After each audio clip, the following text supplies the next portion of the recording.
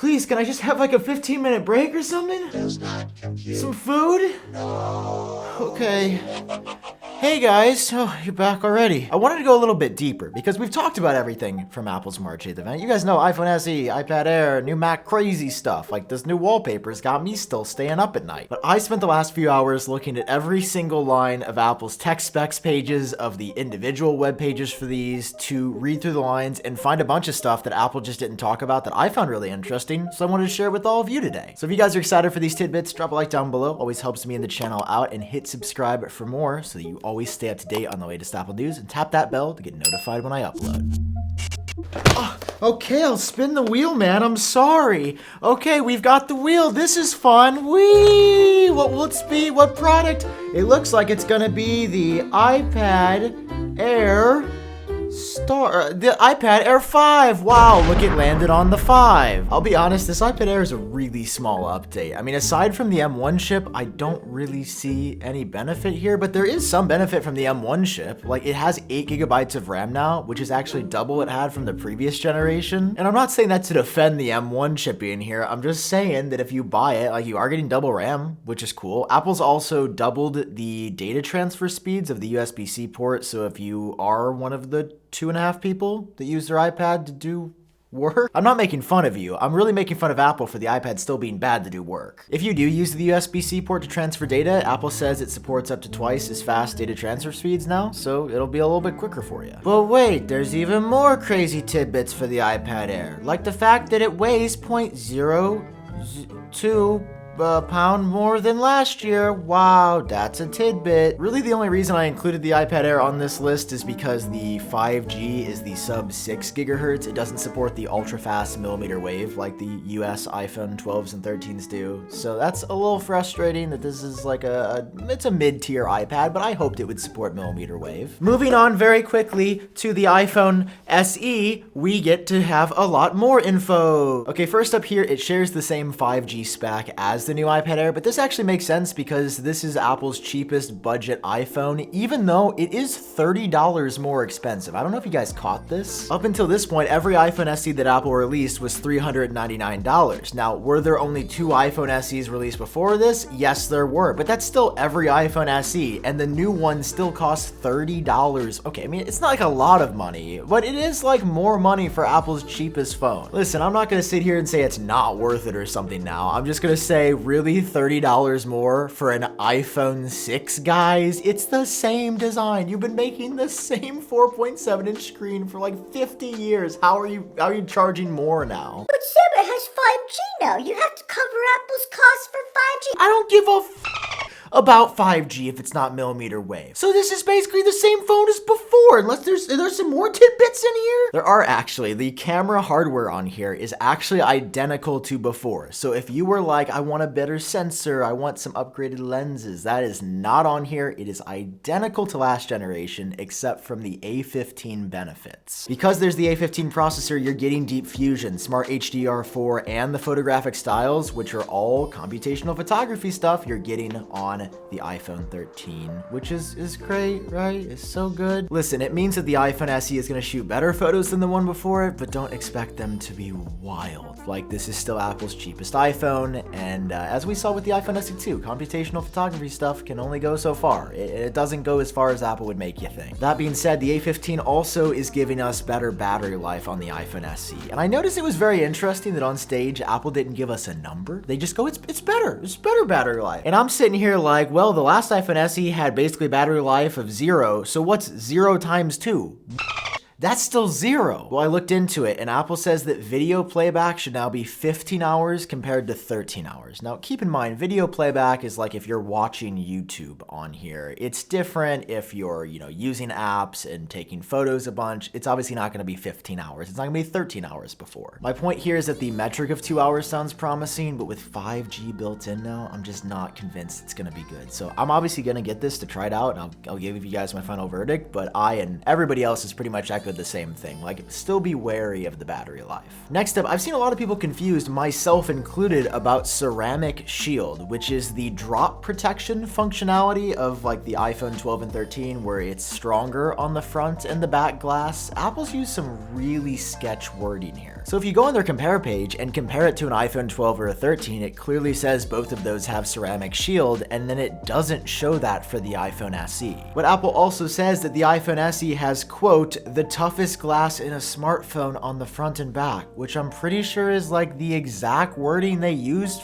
for the iPhone 13? I mean, that sounds like ceramic shield, even though Apple hasn't confirmed it. I mean, do you know? We don't know? Okay, we don't know. I'm not sure. We're not familiar. We'll let you know if there's an update. We do have some really good news to counteract this, though. There are now 4 gigabytes of RAM in the iPhone SE. MacRumors was able to confirm this, which is honestly more than I thought we would ever see. I mean, this is Apple's budget, their cheapest iPhone, and 4 gigabytes of RAM is actually pretty excessive, I'd say. And last up here for the iPhone SE, I found this really interesting. It's actually 0.13 ounces lighter, which is not like an insane amount, but considering that we added the A15 chip and 5G, I actually thought the phone would get a little bit heavier. You know what? It all makes sense now. This is why it's $30 more expensive, because the phone got lighter. And if you're carrying around less in your pocket, that's to offset the cost of there being less money in the other pockets. So now your pockets will be even because they each have less weight in them. Sit down, bro. Sit down. Stop coming at me like that. I'm doing the Mac next. Okay? The Mac is next, because this Mac Studio display and this Mac Studio still got my head spinning. Yes, I ordered them. Yes, I spent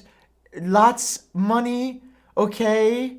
That's something that I had to do for me, okay? This is part of my mental health journey. Okay, let's start off with the Studio display, because this was by far the thing that I was most excited to see. Like, personally, I'm most excited for the M1 Ultra Mac Studio, but for the world, I'm just happy that we finally have an affordable, it's $1,600, somewhat affordable Mac monitor. And as it turns out, the display itself is pretty much one for one from the 5K iMac, which, by the way, is an absolutely stunning screen. But that means it's LCD, 5K, which means it's got 500 nits of brightness, the same resolution with a 218 pixel per inch density, supports wide color and true tone, and unfortunately, that is still 60 hertz. Now, I'm not saying that to be like, it's a bad looking display or don't buy it. That's the opposite of what I'm saying. This is still an incredible display. I just really wanted it to have 120 hertz ProMotion, and I think that that's probably going to be reserved for the follow-up to the Pro Display XDR, because notice on Apple's website, they still sell both. It's just this one costs $6,000 with the stand, and the new Mac Studio display costs $1,600 with the stand. Kind of a big difference. Following that, this monitor has some pretty cool Apple exclusive features, like the camera that is ultra wide and center stage spatial audio on here, and it even supports the Hey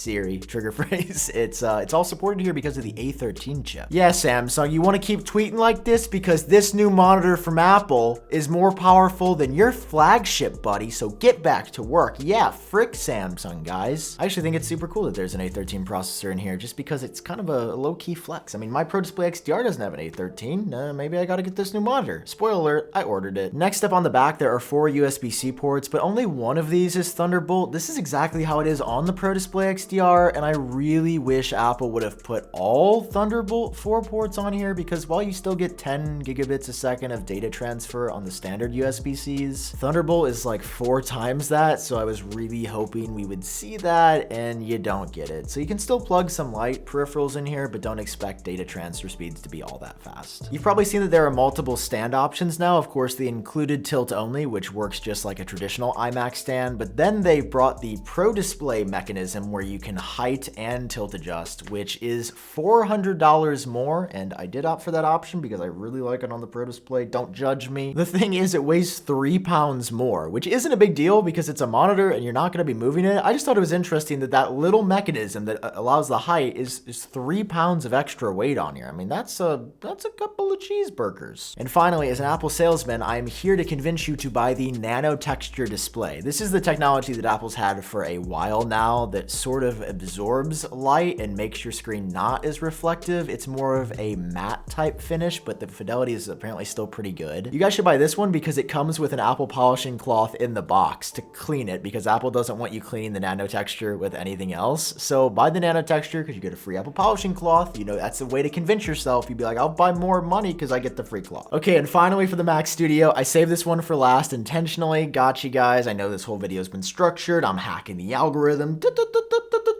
That's me hacking the algorithm. Now I say this one for last because there's some really interesting quirks with this machine. I mean, no hate, I love this and I've bought it and I can't wait for it to arrive. Anyway, a few things here that I found really interesting. Number one, there's a built-in speaker. And if you guys watch my podcast Genius Bar, of which there is a new episode out now, check it out, link below. I do all my editing on my MacBook Pro speakers because I don't actually have like real speakers to edit with. I'm working on it, okay? And there's a built-in speaker for the Mac Studio, so now I can continue to edit my videos with just the computer speaker. I just mentioned this because the Mac Studio is a pretty decently high-end desktop, and I didn't expect this to be included, but I'm happy it is. Next, while Apple offers the M1 Max and M1 Ultra chips in here, there's some differences other than the actual speed or performance capabilities. One being that the Mac Studio with M1 Ultra weighs 2 pounds more. Damn, boy!